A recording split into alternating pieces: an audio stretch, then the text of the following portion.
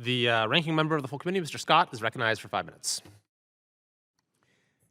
Thank you, Mr. Chairman. Mr. Chairman, I've always been intrigued by the strategy of dealing with totally dysfunctional schools by helping a handful of people with a voucher get away and leaving the vast majority still stuck behind in the failing school system.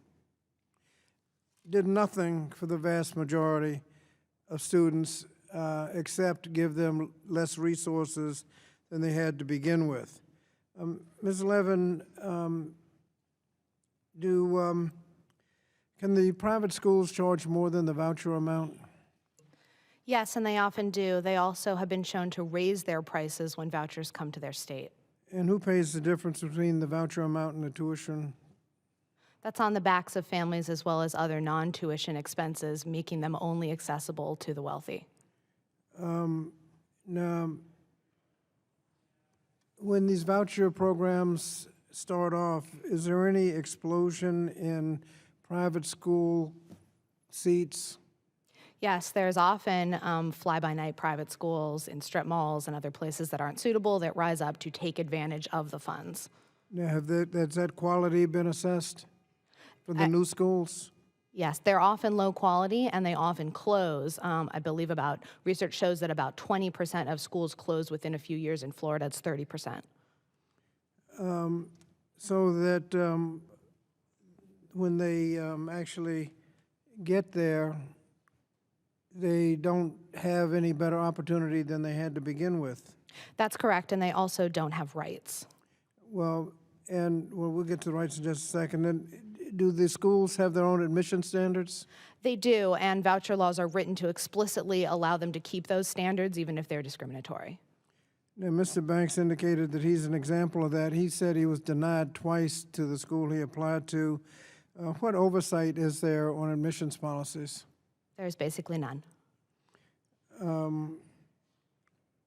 Is there any guarantee that those who get a voucher can get into a private school? There is not, and I've spoken with many families that may have started with high hopes, especially for students with disabilities, and then found that there was no school that would accept their child.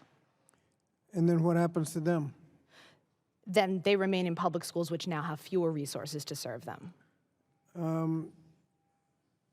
Do schools set their own discipline standards? They do, and in most places, private schools are not subject to anti-bullying laws like public schools are. Can they expel students? They can for things like their sexual orientation, their disability, their academic achievement ability, their English language ability, and many other things that would not be allowed in public schools. And what happens to those students? Those students depend on public schools, which again now have fewer resources. And tell me about the civil rights protections. You said even if discriminatory? That's right. Civil rights protections are substantially lower for private school students than public school students. I know employment law was mentioned, which is different than the rights for students. Now, you mentioned Title VI. Disparate impact cases can only be brought by the Department of Education. Are Title VI cases brought against private schools? Title VI only applies to schools that receive federal financial assistance, and that is an increasingly low number of private schools. Is acceptance of a voucher federal funding? Isn't that a question about whether or not they're even subject to any of the civil rights laws like Title VI?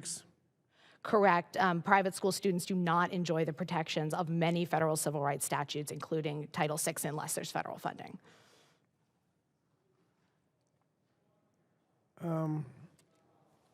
You mentioned segregation. I recall as you suggested, the battle cry of segregationists was "Give us states' rights." How do states' rights help enforce civil rights? Well, states can enact civil rights laws that go beyond federal law. Again, they largely, such as special education laws, wouldn't apply to students who take a voucher. What oversight is there for private to be able to for us to determine whether or not they're good schools or bad schools? I imagine there's a great deal of variability. Very, very little, and again, decreasing with each passing year, and that's a deliberate choice, and we know why. It's because the results are not good. Are they subject to the NAEP tests? Most private school voucher programs have very little or no testing requirements. Thank you, Mr. Chairman.